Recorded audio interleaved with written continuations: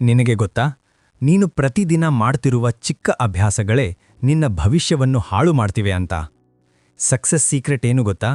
ದೊಡ್ಡ ಕೆಲಸ ಅಲ್ಲ, ಸಣ್ಣ ಅಭ್ಯಾಸಗಳು. ಈ ಒಂದು ಹ್ಯಾಬಿಟ್ ಬದಲಾಯಿಸಿದ್ರೆ ನಿನ್ನ ಲೈಫ್ ಸಂಪೂರ್ಣ ಬದಲಾಗತ್ತೆ. ನೀನು ಪ್ರಯತ್ನ ಮಾಡ್ತಾ ಇದೆಯಾ? ಇಲ್ಲ, ನೀನು ಸರಿಯಾದ ಹ್ಯಾಬಿಟ್ ಫಾಲೋ ಮಾಡ್ತಿಲ್ಲ. ಹಾಗಾದ್ರೆ ನೀನು ಸರಿಯಾದ ವಿಡಿಯೋನೇ ಆಯ್ಕೆ ಮಾಡಿದ್ಯಾ. ಇದರಲ್ಲಿ ನಿನ್ನ ಲೈಫ್ಗೆ ಹೊಂದುವ ಕೆಲವು ಪಾಯಿಂಟ್ಗಳಿದೆ. ವಿಡಿಯೋನ ಕೊನೆವರೆಗೂ ನೋಡು, ಗೊತ್ತಾಗುತ್ತೆ. Atomic habits. ಈ ಪುಸ್ತಕ ನಮ್ಮ ದಿನನಿತ್ಯದ ಚಿಕ್ಕ ಚಿಕ್ಕ ಅಭ್ಯಾಸಗಳು ಹೇಗೆ ದೊಡ್ಡ ಯಶಸ್ಸಿಗೆ ಕಾರಣವಾಗುತ್ತವೆ ಎಂಬುದನ್ನು ಆಳವಾಗಿ ವಿವರಿಸುವ ಅತ್ಯಂತ ಪ್ರಭಾವಶೀಲವಾದ ಕೃತಿ. ಇದರ ಲೇಖಕ ಜೇಮ್ಸ್ ಕ್ಲಿಯರ್ ಅಭ್ಯಾಸಗಳ ವಿಜ್ಞಾನವನ್ನು ಸರಳವಾಗಿ ಆದರೆ ಪರಿಣಾಮಕಾರಿಯಾಗಿ ವಿವರಿಸುತ್ತಾರೆ. ಈ ಪುಸ್ತಕದ ಮೂಲ ಸಂದೇಶ ಏನೆಂದರೆ, ಜೀವನದಲ್ಲಿ ದೊಡ್ಡ ಬದಲಾವಣೆ ತರಲು ನಾವು ದೊಡ್ಡ ನಿರ್ಧಾರಗಳು ಅಥವಾ ದೊಡ್ಡ ಕಾರ್ಯಗಳನ್ನು ಮಾಡಬೇಕಾಗಿಲ್ಲ. ಬದಲಿಗೆ ದಿನನಿತ್ಯದ ಸಣ್ಣ ಸಣ್ಣ ಸುಧಾರಣೆಗಳು ಅಂದರೆ ಅಟಾಮಿಕ್ ಹ್ಯಾಬಿಟ್ಸ್ ಅತ್ಯಂತ ಶಕ್ತಿಶಾಲಿಯಾಗಿರುತ್ತವೆ. ಮಾನವನ ಜೀವನವು ಅವನ ಅಭ್ಯಾಸಗಳ ಮೊತ್ತವಾಗಿದೆ. ನಾವು ಪ್ರತಿದಿನ ಏನು ಮಾಡುತ್ತೇವೆ ಎಂಬುದೇ ನಮ್ಮ ಭವಿಷ್ಯವನ್ನು ರೂಪಿಸುತ್ತದೆ. ಈ ಪುಸ್ತಕದಲ್ಲಿ ಹೇಳುವಂತೆ, ನೀವು ನಿಮ್ಮ ಗುರಿಗಳನ್ನು ಸಾಧಿಸಲು ಹೋರಾಡುವುದಕ್ಕಿಂತ ನಿಮ್ಮ ವ್ಯವಸ್ಥೆಗಳನ್ನು ಸುಧಾರಿಸಬೇಕು. ಅಂದರೆ ಗೋಲ್ಗಿಂತ ಸಿಸ್ಟಮ್ ಮುಖ್ಯ. ಉದಾಹರಣೆಗೆ, ನೀವು ಫಿಟ್ ಆಗಬೇಕು ಎಂಬುದು ಗುರಿ. ಆದರೆ ಪ್ರತಿದಿನ 20 ನಿಮಿಷ ವ್ಯಾಯಾಮ ಮಾಡುವ ವ್ಯವಸ್ಥೆ ನಿರ್ಮಿಸಿದರೆ ಮಾತ್ರ ಅದು ಸಾಧ್ಯವಾಗುತ್ತದೆ. ಗುರಿ ನಮಗೆ ದಿಕ್ಕು ಕೊಡುತ್ತದೆ, ಆದರೆ ವ್ಯವಸ್ಥೆ ನಮ್ಮನ್ನು ಮುನ್ನಡೆಸುತ್ತದೆ. ಈ ಪುಸ್ತಕದಲ್ಲಿ ಒಂದು ಪ್ರಮುಖ ತತ್ವವೇ 1% ಸುಧಾರಣೆ ಎಂಬುದು. ಪ್ರತಿದಿನ ನೀವು ಕೇವಲ 1% ಉತ್ತಮರಾಗಲು ಪ್ರಯತ್ನಿಸಿದರೆ ಸಮಯದೊಂದಿಗೆ ಅದು ದೊಡ್ಡ ಬದಲಾವಣೆಯಾಗಿ ರೂಪಾಂತರಗೊಳ್ಳುತ್ತದೆ. ಇದು ಒಂದು ಸಂಕಲನ ಪ್ರಕ್ರಿಯೆ. ಹಣದಲ್ಲಿ ಸಂಯುಕ್ತ ಬಡ್ಡಿ, ಕಾಂಪೌಂಡ್ ಇಂಟ್ರೆಸ್ಟ್ ಹೇಗೆ ಕೆಲಸ ಮಾಡುತ್ತದೋ ಅದೇ ರೀತಿ ಅಭ್ಯಾಸಗಳಲ್ಲಿಯೂ ಇದು ಕೆಲಸ ಮಾಡುತ್ತದೆ. ಚಿಕ್ಕ ಸುಧಾರಣೆಗಳು ಆರಂಭದಲ್ಲಿ ಗೋಚರಿಸದಿರಬಹುದು, ಆದರೆ ಕೆಲಕಾಲದ ನಂತರ ಅದ್ಭುತ ಫಲಿತಾಂಶಗಳನ್ನು ಕೊಡುತ್ತದೆ. ಲೇಖಕರು ಅಭ್ಯಾಸಗಳನ್ನು ನಿರ್ಮಿಸಲು 4 ಮುಖ್ಯ ನಿಯಮಗಳನ್ನು ವಿವರಿಸುತ್ತಾರೆ. ಮೊದಲನೇದು, ಅಭ್ಯಾಸವನ್ನು ಸ್ಪಷ್ಟವಾಗಿಸಿ, ಮೇಕ್ ಇಟ್ ಆಬ್ವಿಯಸ್. ನಾವು ಏನಾದರೂ ಮಾಡಬೇಕೆಂದರೆ ಅದು ನಮ್ಮ ಗಮನಕ್ಕೆ ಬರಬೇಕು. ಉದಾಹರಣೆಗೆ, ನೀವು ಪುಸ್ತಕ ಓದುವ ಅಭ್ಯಾಸ ಬೆಳೆಸಬೇಕೆಂದರೆ ಪುಸ್ತಕವನ್ನು ನಿಮ್ಮ ಹತ್ತಿರವೇ ಇಟ್ಟುಕೊಳ್ಳಿ. ಅದು ಕಾಣುವಂತೆ ಇಟ್ಟರೆ ನಿಮ್ಮ ಮೆದುಳು ಅದನ್ನು ನೆನಪಿಸಿಕೊಳ್ಳುತ್ತದೆ. ಎರಡನೇ ನಿಯಮ, ಅದನ್ನು ಆಕರ್ಷಕವಾಗಿಸಿ, ಮೇಕ್ ಇಟ್ ಅಟ್ರಾಕ್ಟಿವ್. ನಾವು ಇಷ್ಟಪಡುವ ಕೆಲಸಗಳನ್ನು ನಾವು ಸುಲಭವಾಗಿ ಮಾಡುತ್ತೇವೆ. ಆದ್ದರಿಂದ ನೀವು ಹೊಸ ಅಭ್ಯಾಸವನ್ನು ನಿಮ್ಮ ಇಷ್ಟದ ವಿಷಯಗಳೊಂದಿಗೆ ಸೇರಿಸಬಹುದು. ಉದಾಹರಣೆಗೆ, ನೀವು ವ್ಯಾಯಾಮ ಮಾಡಲು ಇಷ್ಟವಿಲ್ಲದಿದ್ದರೆ ನಿಮಗೆ ಇಷ್ಟವಾದ ಸಂಗೀತವನ್ನು ಕೇಳುತ್ತಾ ವ್ಯಾಯಾಮ ಮಾಡಿ.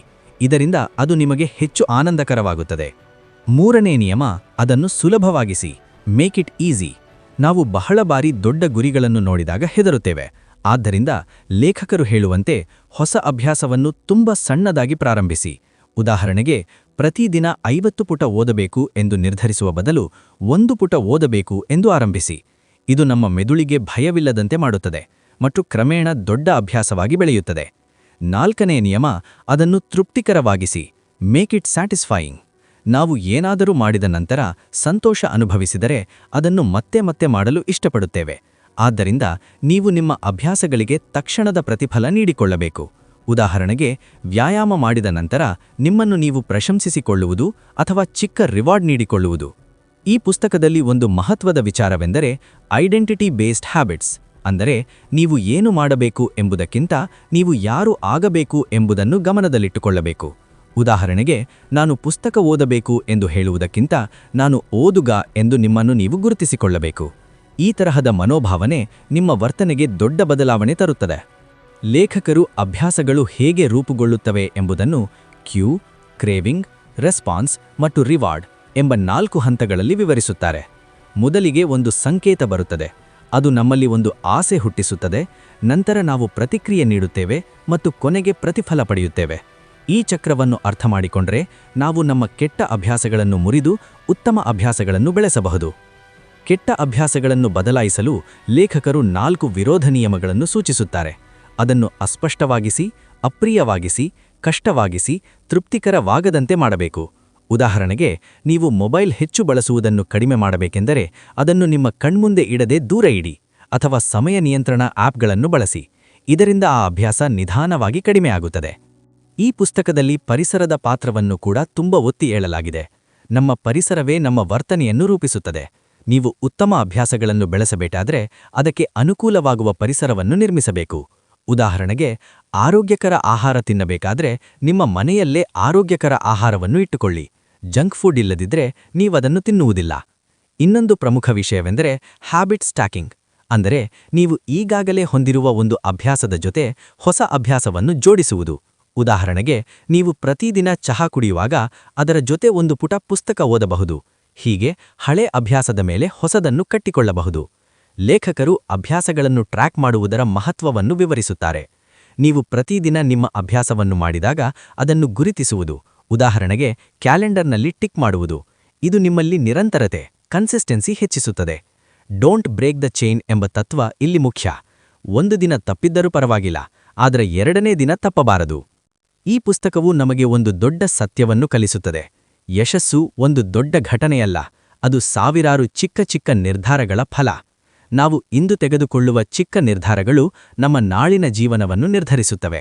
ಆದ್ದರಿಂದ ನಮ್ಮ ಅಭ್ಯಾಸಗಳನ್ನು ಸುಧಾರಿಸುವುದು ನಮ್ಮ ಜೀವನವನ್ನು ಸುಧಾರಿಸುವುದಕ್ಕೆ ಸಮಾನ. ಕೊನೆಗೆ, ಈ ಪುಸ್ತಕವು ನಮ್ಮಲ್ಲಿ ಒಂದು ನಂಬಿಕೆಯನ್ನು ಬೆಳೆಸುತ್ತದೆ. ಯಾರೇ ಆಗಿದ್ದರೂ, ಯಾವ ಹಂತದಲ್ಲಿದ್ದರೂ ಅವರು ತಮ್ಮ ಜೀವನವನ್ನು ಬದಲಾಯಿಸಬಹುದು. ದೊಡ್ಡ ಬದಲಾವಣೆಗಾಗಿ ದೊಡ್ಡ ಶಕ್ತಿ ಬೇಕಾಗಿಲ್ಲ, ಸಣ್ಣ ಆದರೆ ನಿರಂತರ ಪ್ರಯತ್ನ ಸಾಕು. ನೀವು ಇಂದು ಒಂದು ಚಿಕ್ಕ ಒಳ್ಳೆಯ ಅಭ್ಯಾಸವನ್ನು ಆರಂಭಿಸಿದರೆ ಅದು ನಿಮ್ಮ ಭವಿಷ್ಯವನ್ನು ಸಂಪೂರ್ಣವಾಗಿ ಬದಲಾಯಿಸಬಹುದು. ಅಟಾಮಿಕ್ ಹ್ಯಾಬಿಟ್ಸ್ ನಮಗೆ ಹೇಳುವುದೇ ಇದು. ನೀವು ನಿಮ್ಮ ಅಭ್ಯಾಸಗಳನ್ನು ನಿಯಂತ್ರಿಸಿದರೆ ನಿಮ್ಮ ಜೀವನವನ್ನು ನೀವು ನಿಯಂತ್ರಿಸಬಹುದು.